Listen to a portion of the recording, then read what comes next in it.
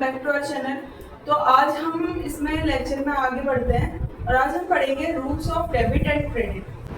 तो स्टार्ट करते हैं। All accounts are divided into two sides. हम जितने भी अकाउंट बनाएंगे वो टू साइड्स में डिवाइडेड होते हैं।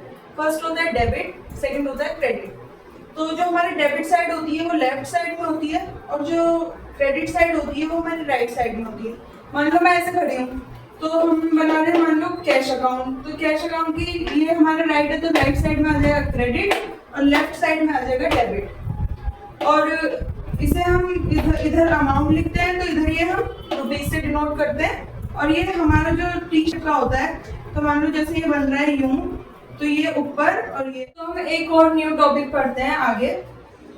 तो हम पढ़ेंगे users of accounting information and their need. पहले होते हैं हमारे इंटरनल यूजर्स और सेकंड होते हैं एक्सटर्नल यूजर्स। इंटरनल यूजर्स में आते हैं ऑनर एंड मैनेजमेंट। ऑनर इसलिए है, ऑनर चेक करता है। इंटरनल यूजर्स में मेन जो होता है वो ऑनर ही होता है। वो चेक करता है कि हमारा बिजनेस जो हम रन कर रहे हैं वो प्रॉफिटेबल है या लॉस में जा रहा है। अगर प्रॉफिटेबल है तो उसे कितना इन्वेस्ट और आगे करना है और प्रॉफिट के लिए, और अगर लॉस में जा रहा है तो उस हिसाब से वो एडजस्ट करना है यूजर्स इसलिए। सेकंड है मैनेजमेंट।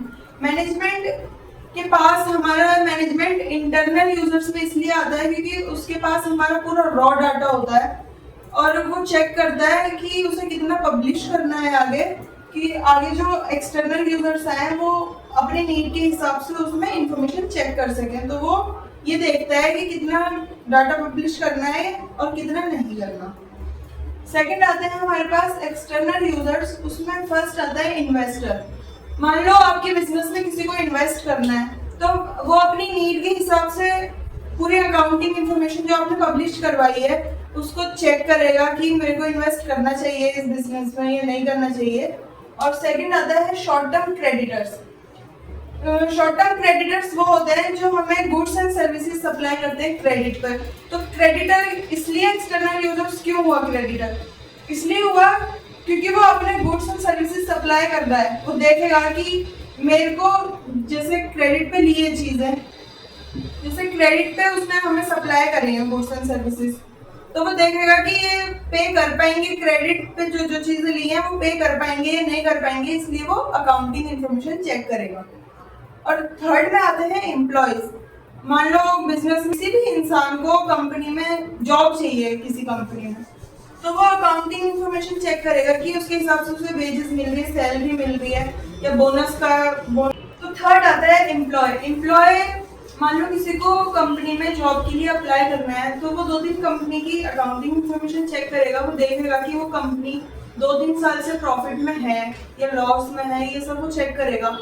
तो जिसकी उसे अकाउंटिंग इंफॉर्मेशन बेस्ट लगेगी वो उसमें जॉब में अप्लाई करेगा और देखेगा कि वो कंपनी उसे अच्छे पे कर पाएगी, सैलरी पे कर पाएगी और बोनस पे कर पाएगी अच्छा, तो वो उसमें अप्लाई करेगा।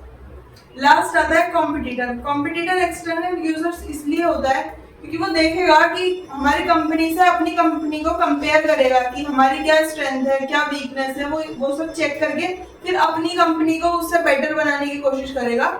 तो इसलिए एक्सटर्नल यूजर्स में आते हैं कॉम्पिटिटर। आज के लिए इतना ही। अगर आप लोगों को ये कॉन्सेप्ट क्लियर हो गया हो तो हमारी वीडियो को लाइक करें, चैनल को सब्सक्राइब करें, और अगर नहीं समझ आया तो आप कमेंट में बताएं, हम और इजी वे में समझाने की कोशिश करेंगे। Thank you.